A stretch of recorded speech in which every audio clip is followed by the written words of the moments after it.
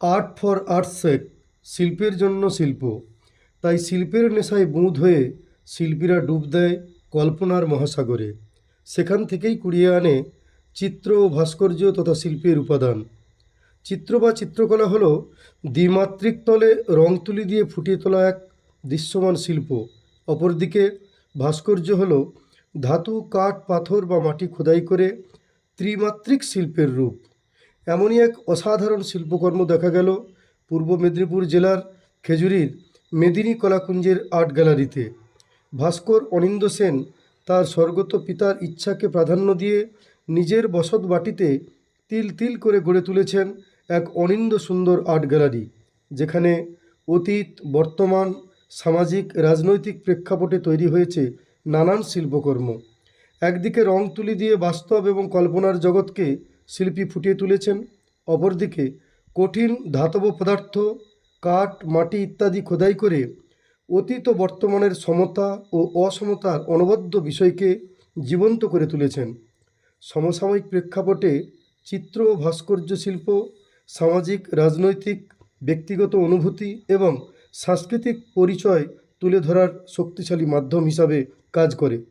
শিল্পীর শিল্পকর্ম চলমান সংকট যেমন অসমতা, জলবায়ু পরিবর্তন এবং মানবাধিকারের মতো বিষয়গুলোতে বিতর্ক ও সমালোচনা সৃষ্টি করে।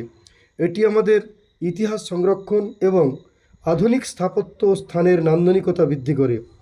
আমরা খেজুরির মেদিনী কলাকুঞ্জের পুরোহিত অনিন্দ্য সেনের সঙ্গে কথা বলে তার অনুভূতি তুলে ধরলাম।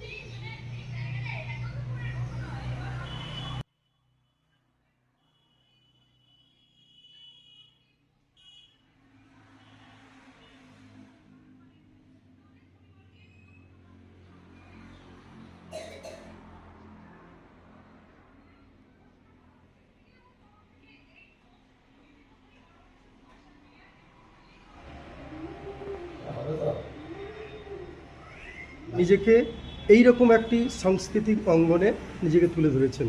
আমরা অনিন্দ্য সেনের কথা সরাসরি তার মুখ থেকে শুনে নেব। না, তুলে ধরা ব্যাপারটা নয়, মানে শিল্পটা আমার বাবা ভালোবাসতেন সবচেয়ে বেশি। ফাঁকিবাজ স্টুডেন্ট ছিলাম। আর লকডাউনের সময় গান বাজনা আমার পেশা ছিল, নেশা ছিল, জীবিকা ছিল। পিয়ানো বাজাতাম। তারপরে লকডাউনের সময় যে বসে থাকতাম, তারপরে বাবা বলেছিল যে এম.ফাইনটা করো। আমি বিএফএ করেছিলাম, ব্যাচেলার অফ ফাইন আর্ট। তারপরে এম.ফাইন করলাম। করার পরে শিল্পর শেষে গিয়ে দেখলাম শিল্পের শেষ তো আর হয় না। মোটামুটি উপলব্ধি করলাম এম.ফাইনে গিয়ে যে সবচেয়ে বড় শিল্প সুন্দরভাবে বেঁচে থাকা, নাইস লাইফ লিড, এটা হচ্ছে সবচেয়ে বড় শিল্প। আর সেটাই নিয়েই আমি ভাবছি যে আমি একা নাইসলি মানে সুন্দরভাবে জীবনযাপন করলে তো হয় না। অনেক শিল্পীদেরকে দেখলাম যারা মানে ইরেগুলার জীবনযাপন, মানে যেমন হয় আমাদের, আপনারা প্রত্যেকেই জানেন।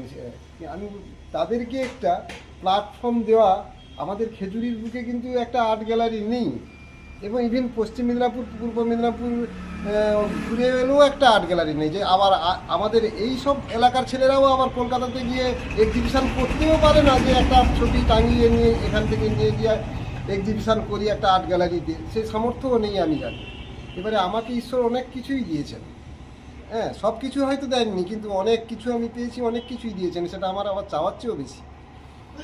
এই জন্যই আমি বলি, আমাকে এত কিছু দিয়েছে, তাহলে আমি যদি শিল্পীদেরকেও আমি 10টা শিল্পীকে, এখন 40 জনের আঁকা পেন্টিং এখানে আছে, আমাদের 40 জন 16টা জেলার শিল্পী এসেছিল এখানে, সবাই আমাদের খেজুরিটাকে দেখে গেছে এবং খেজুরির এই মাটিকে প্রশংসা করে গেছে, এই ছবি এঁকে গেছে।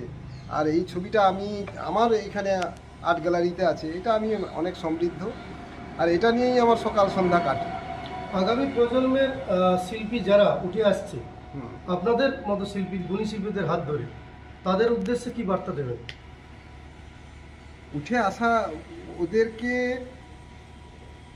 একটা টিচার 7 বছরে রিটায়ার হয়ে যায়, আবার একজন নতুন আসে। আমার বাবা বলতেন, আমরা পুরানো হয়ে গেছি, এ করে নতুনকে স্বাগত জানাতে হবে, ওরাই আবার নতুন আসে, তবেই না এগিয়ে এগিয়ে যাবে, গড়গড়িয়ে এগিয়ে যাবে চাকাটা।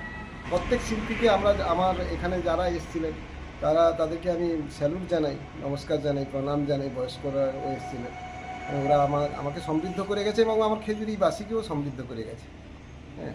আবার এবং সবাই এটা দেখুক, শিল্পটা সবার, আর শিল্প এমন একটা ব্যাপার, শিল্পবিহীনে art is permanent, everything is change. এটা শিল্প একদম পৃথিবীর আদি থেকে ছিল, এখনও আছে, থাকবে, সব কিছুই চেঞ্জ হবে, কিন্তু শিল্প থেকে যাবে। অতএব শিল্পবিহীনে জীবন হয় না। আর সুন্দর জীবনযাপন করতে গেলে শিল্পটার কী জিনিসটা জানতে হবে এবং বাচ্চাদেরকে সেটা শেখাতে হবে। আর বাচ্চাদেরকে শেখাতে গেলে বাচ্চার বাবা মাকে আগে অবগত করাতে হবে যে শিল্পের ব্যাপারটা কি। আর এইটাই আমার উদ্দেশ্য। এটা না করলে আমার দ্বারা আর তাহলে কিছু হলো না বলে মনে হয়, এইরকম একটা।